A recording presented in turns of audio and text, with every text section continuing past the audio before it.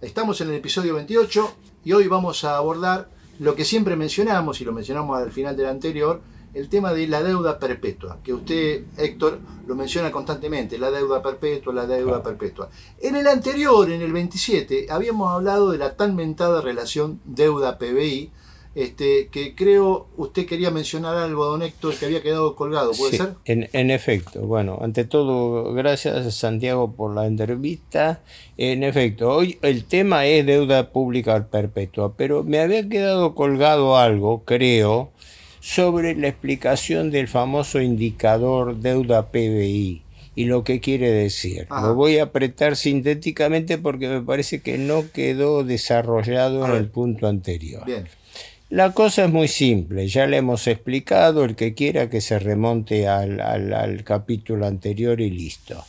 Pero la deuda PBI es un indicador. Un indicador es un coeficiente. Existe un numerador y un denominador del cual surge una relación que es el porcentaje, ¿no? En este momento la deuda PBI formalmente, según el gobierno, reside en unos 130%. ¿Qué quiere decir? Que el valor de la deuda en efectivo equivale al 130% del PIB o PBI del país, Sí, definido como lo que se produce en el país en todos los ámbitos en un año. sí, sí. Entonces, lo que quería aclarar, porque me parece muy importante, es que ese indicador al cual yo le hacía una serie de observaciones tiene una falencia de concepto central, que es que está midiendo peras con manzana. ¿Por qué? Porque en el numerador que tenemos una deuda cierta. Yo tengo que pagar 465 mil millones de dólares, que es la última información de la deuda. En el denominador, el PBI, no tenemos una magnitud financiera, tenemos una magnitud económica. Lo que produce en el mes cuantificado, que es producto de una encuesta, la que se llama EMAE, encuesta permanente de hogares del mes, encuesta mensual de consumo de hogares, que lleva a un cálculo aproximado de lo que produce el país. Ahora bien, ¿qué me dice esa indicación? Yo debo tanto en el Estado y el país produce tanto en la actividad privada. ¿Y qué me dice eso? Nada. Indirectamente el razonamiento viene diciendo, si el PBI aumenta, aumenta la recaudación fiscal. Al aumentar la recaudación fiscal, el Estado tiene más plata y puede pagar más deuda. Ese sería el sentido, pero el indicador en sí no dice nada, porque la distribución del ingreso puede ir a parar a cualquier lado. ¿Me explico? Si va al sector financiero, si va al sector industrial, si va al consumidor neto, que me parecía, estuvo oportuna la aclaración, el pedido de aclaración tuya, porque era un tema que me parece que no llegué a desarrollarlo en el otro punto y que la gente se lo grabe, que el indicador deuda PBI, en mi opinión, no refleja mayormente nada, porque es medir una deuda cierta cosa.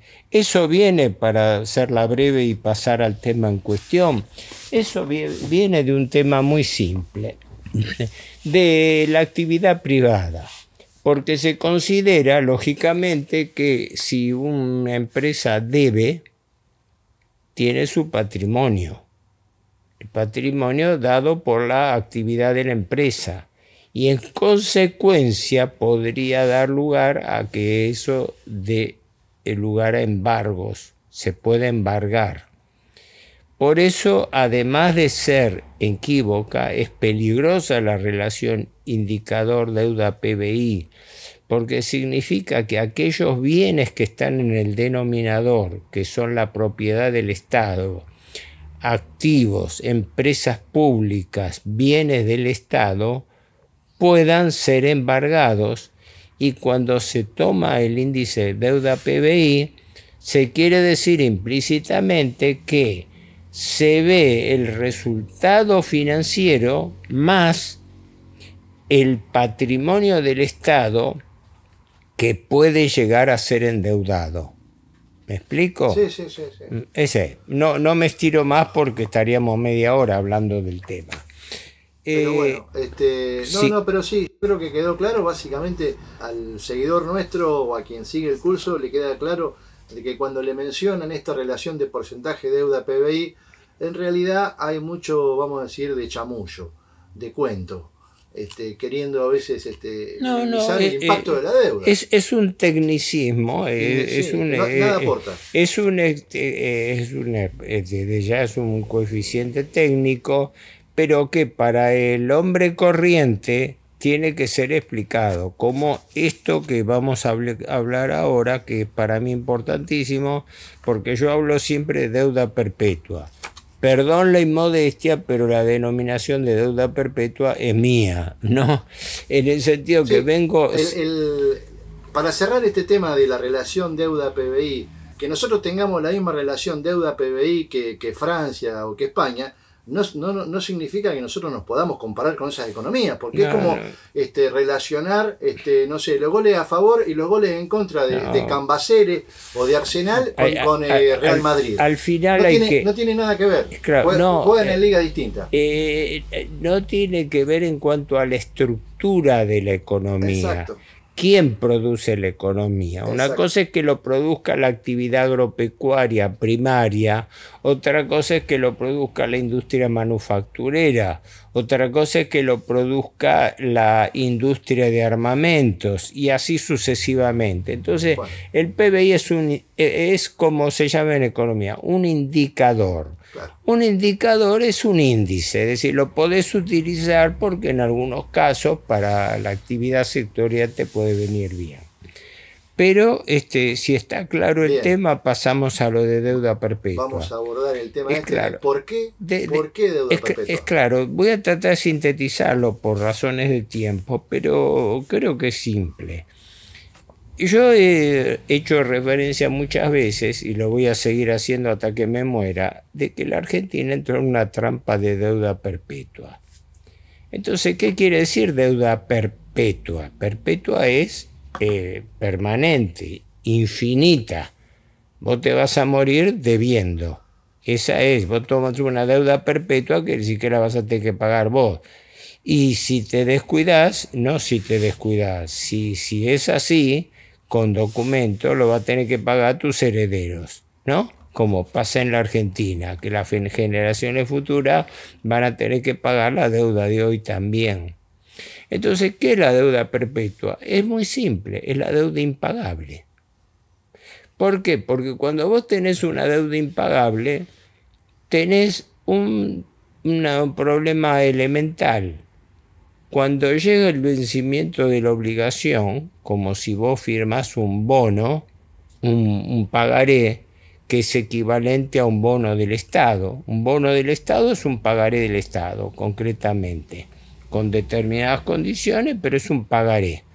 Yo me comprometo a que a la fecha tal voy a pagar al señor tal plata, punto. Ese es el término de un pagaré. El Estado tiene un sistema más abierto porque los bonos son al portador y pueden cambiar de mano, pero lo concreto es muy simple.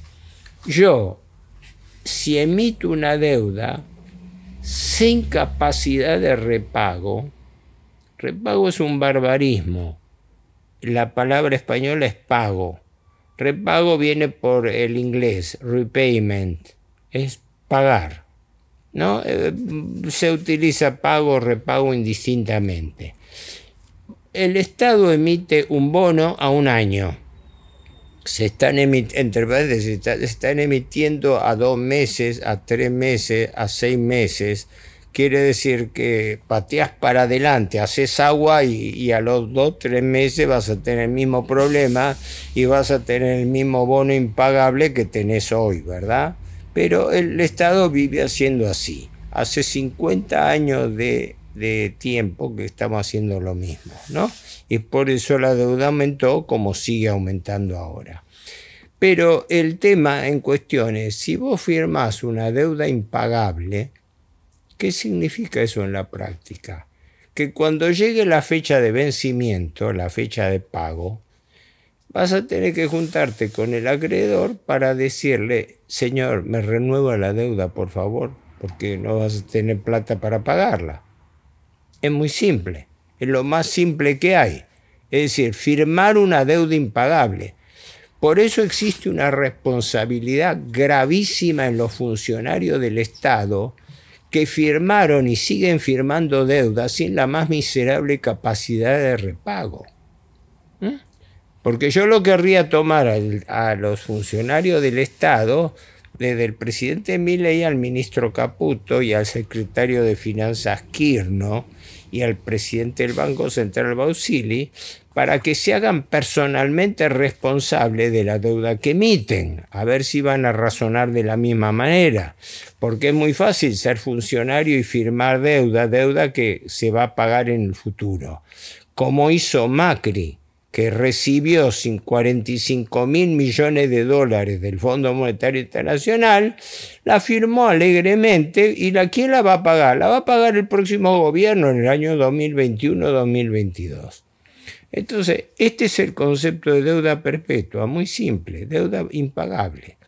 La deuda impagable tiene que ser renovada y en consecuencia una deuda que se contrae aparentemente por única vez se transforma en una deuda permanente. La deuda permanente es la deuda perpetua, es la deuda impagable.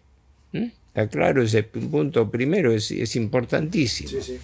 Ahora, hay que recordar 3 conceptos preliminares que dijimos por ahí, por el comienzo de esta serie. La abrevio desde ya. Estos 3 conceptos preliminares son: ¿cuál es la esencia de la trampa de la deuda? Primer punto, la deuda es un condicionante central y absoluto de todo lo que pasa en la Argentina en materia financiera, económica y política. Y el que no entiende esto, no entiende lo que está pasando en la Argentina. No entiende hasta qué punto el capital financiero pesa sobre la política del Estado. Ese es el primer punto. El segundo es que la deuda es un sistema, no es un hecho aislado, no es algo que nos pasó por única vez, no es un accidente, no es nada. Es un sistema. Un sistema consiste en un conjunto de piezas dispuestos para lograr un fin, para seguir una determinada lógica. Y entonces viene la tercera pregunta: ¿cuál es la lógica de la deuda? Porque la deuda se hace por algo. El Estado pide por algo y los prestamistas, que conocen la situación mala del Estado, también lo conocen. Entonces, ¿cuál es la lógica del sistema de la deuda? Y es la usura. Pero la usura no concebida solamente como un estado abusivo del acreedor sobre el deudor. Esa es la característica de la usura. El usurero, el prestamista, tiene más poder de negociación que el deudor que está necesitado de fondos. Si no, no es. Por eso se hablaba desde la época de San Alfonso María de Ligorio, siglo XVII, XVIII. Se hablaba de la disparidad de fuerzas, de la falta de lo que se llama sinalagma contractual. Sinalagma, vos lo sabés como abogado, es contraprestación. No hay contraprestación, no existe la misma capacidad del deudor. No hay paridad de no hay paridad de negociación. Por eso San Alfonso hablaba de con lo que ahora se aplica en derecho de trabajo y otras cosas, indubio pro deudores. En la duda pro el deudor, claro, pro el más necesitado. Entonces, ¿qué ocurre? Esto lo recordé por lo siguiente, porque es un problema de la Argentina y en el mundo, y es un problema no reversible, es decir, no solucionable en el sistema actual.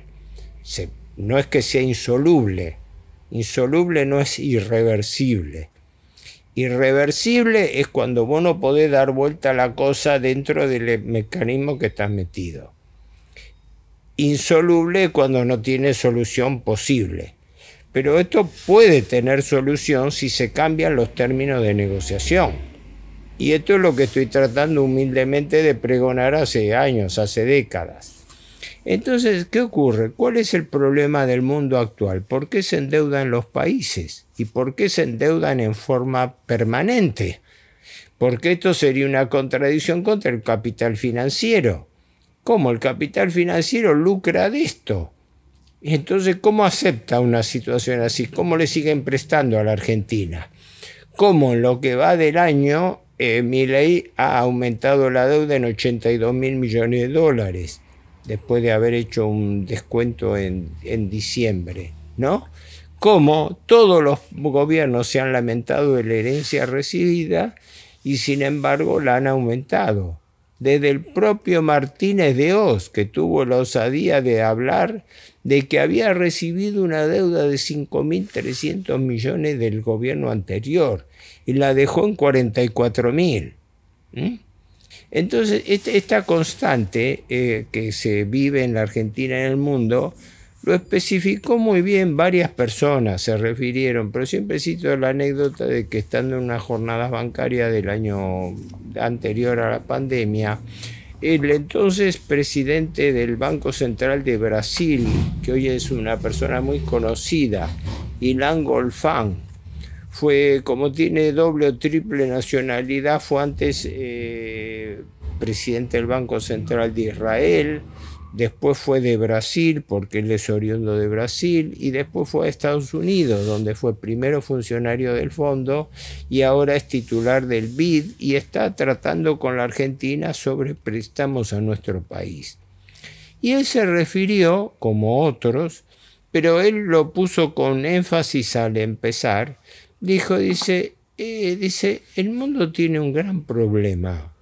El problema que tiene el mundo actual es el exceso de liquidez. Fíjate vos, exceso de liquidez. ¿Qué quiere decir eso? Sobra plata en el mundo. En un mundo que la mitad está metida, más de la mitad de la población vive debajo de la línea de pobreza, el problema del capital financiero, a diferencia del capital económico productivo, es que le sobra plata. ¿Y cuál es el principal destino de esa plata? Prestar a los países, endeudar a los países. Y ese endeudamiento de los países cumple con el primer requisito de los conceptos preliminares: ser un condicionante financiero, económico y político. Y esa es la trampa en que está metida la Argentina. Trato de enfatizar esto porque esto es una cuestión que se da en la Argentina históricamente. Si queremos remontarnos, nos podemos remontar hasta el empréstito Baring de 1824. Pero en la etapa contemporánea se da entre el año, para poner una fecha referencia, entre el año 1976, el golpe militar que junto con el grupo financiero Martínez de Oz, apoyado por la banca norteamericana, banca internacional en general, y en particular por el grupo Rockefeller, ¿no? Por David Rockefeller, que fue el que colocó a Martínez de Oz en su puesto. Va. Pero sin irnos a mucho en la historia, quería completar este primer punto del tema de deuda perpetua, que es que con esta trampa de deuda perpetua, de hablar de que sobra dinero en el mundo y hay que aprovecharlo, muchachos, aprovechen dinero, sobra dinero en el mundo, utilicémoslo, o sea, se le vende como un producto un producto de publicidad. Un producto de publicidad se le vende diciendo: aprovechen, muchachos, endeúdense porque sobra capital en el mundo. Entonces, en definitiva, los países no se endeudan porque quieren ni porque necesitan. Endeudan porque se lo imponen. Lisa y llanamente, le fijan una cuota. Vienen banqueros poderosos apuntalados por sus gobiernos y por sus fuerzas de presión y le imponen a la Argentina, como a cualquier país del mundo, usted se tiene que endeudar por tanto. Y aquí funcionarios apátridas y traidores le firman cualquier cosa, desde Martínez Dios hasta la fecha. Y nadie ha hecho excepción. El único que lo intentó, recordémoslo, por una semana fue Adolfo Rodríguez Sá y no duró más que una semana. El resto hicieron todo lo mismo. Llámese radical con Alfonsín, peronista o pseudo peronista con Menem, radical con De la Rúa, Duhalde como presidente transitorio, Néstor Kirchner, Cristina Kirchner 2 veces, después Macri, Alberto Fernández, ahora Milei. Todos están endeudando a la Argentina. Todos vivieron endeudando a la Argentina. ¿Para qué? Para cumplir con el requisito del capital financiero, que es este. Ustedes se endeudan. Y entonces viene la pregunta del millón. Pero señor, esta deuda no se puede pagar. No se preocupe, el negocio nuestro no es prestarle capital para que ustedes nos devuelvan capital, sino para que ustedes no nos puedan devolver nunca y vivan pagando una servidumbre perpetua de intereses. Entonces, todo el esfuerzo, lo vemos ahora, todo el esfuerzo de ajuste que el gobierno Milei está imponiendo a la Argentina se va por la canaleta de los se intereses. va para pagar intereses. Hizo un sacrificio extraordinario, forzó un sacrificio extraordinario a la población, le bajó la remuneración a la gente, le bajó la jubilación a los jubilados, que todavía le vetó una ley que le reconocía un 8,1%. Le bajó los planes sociales, suspendió las obras públicas provocando recesión, aumentó las tarifas de servicios públicos, etcétera, etcétera. ¿Para qué? Para lograr un récord histórico argentino. En 7 meses, a julio, obtuvo un superávit de unos 8 billones de pesos. ¿Y para qué fueron destinados esos 8 billones de pesos? 6 billones sobre 8 fueron destinados a pagar intereses de la deuda pública. Y los otros 2 millones restantes de 8, 6 se pagaron en intereses y 2, entre paréntesis, restaron. De ese dinero se está intentando sacar y ya trasladar al país, convertir esos 2 millones, billones de pesos, se están tratando de convertir en dólares para, ahora que estamos en septiembre, hacer un depósito anticipado en el Bank of New York, en Estados Unidos.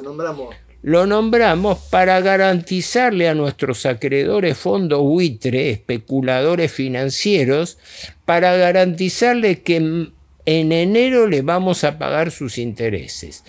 Más servidumbre imposible. Estamos frente a un problema nuevo, es el diezmo laico.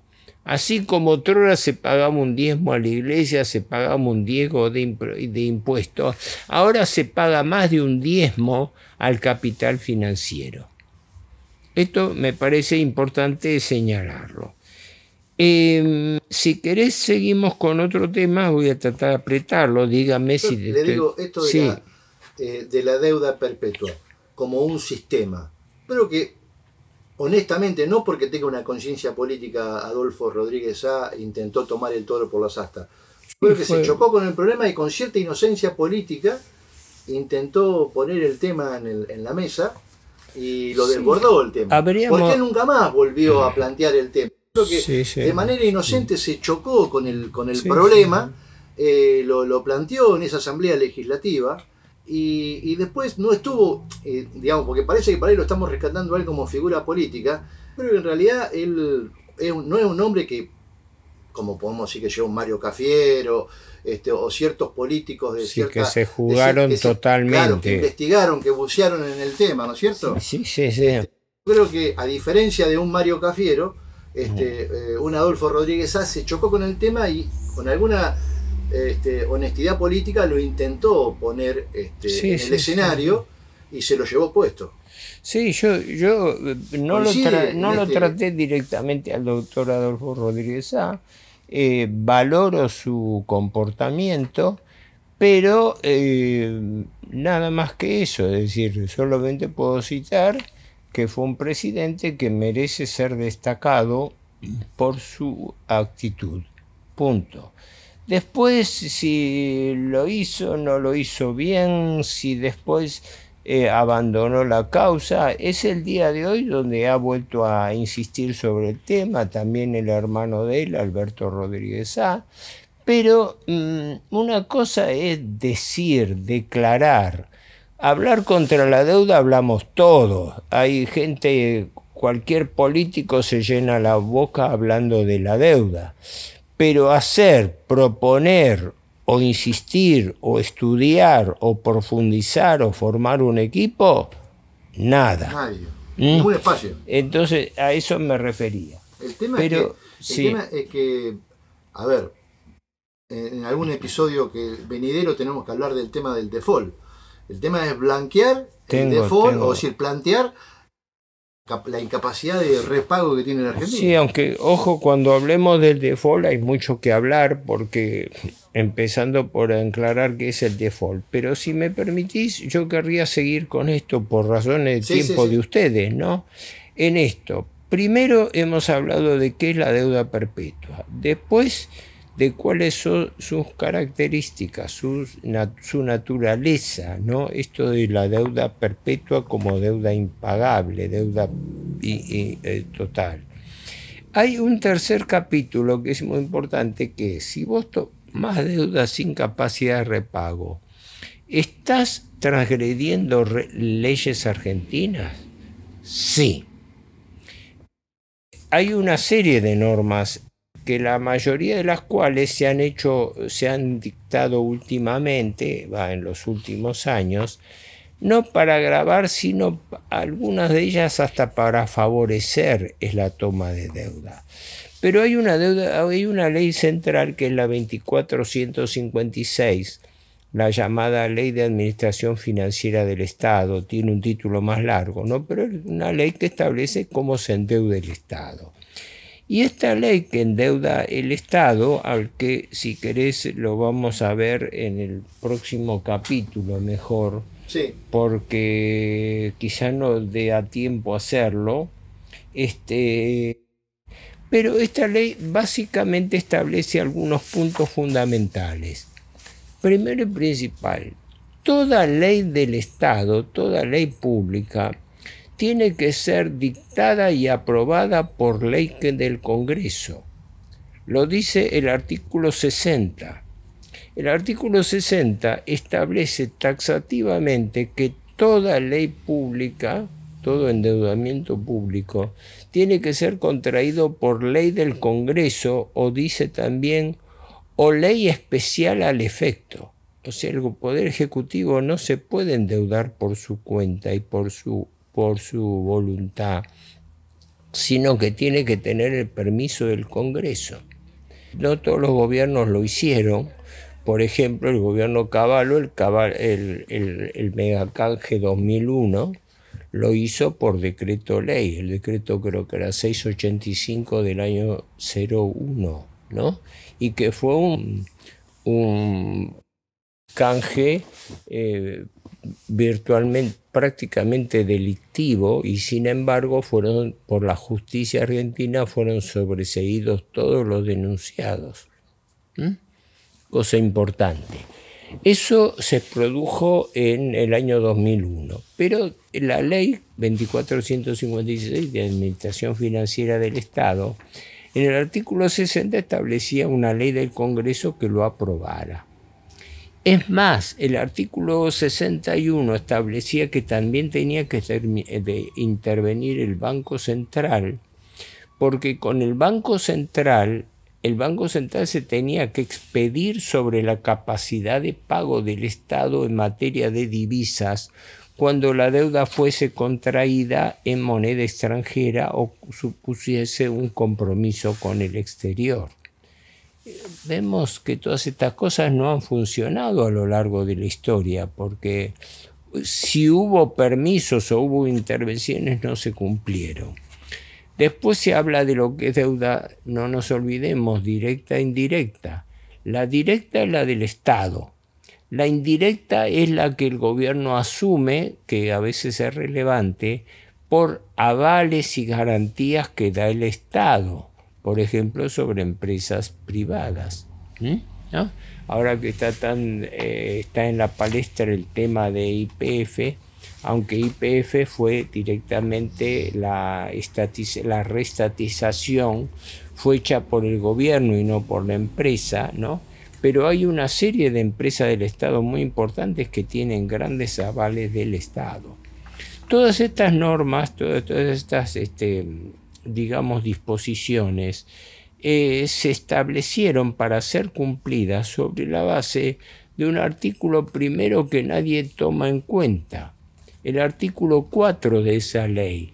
Es el artículo 4 del concepto preliminar, determina en uno de los incisos, no sé ahora si es en el mismo artículo 4, establece que todos los fondos del Estado y por ende también la deuda pública tienen que ser manejados por los funcionarios, dice expresamente, con eficacia y eficiencia.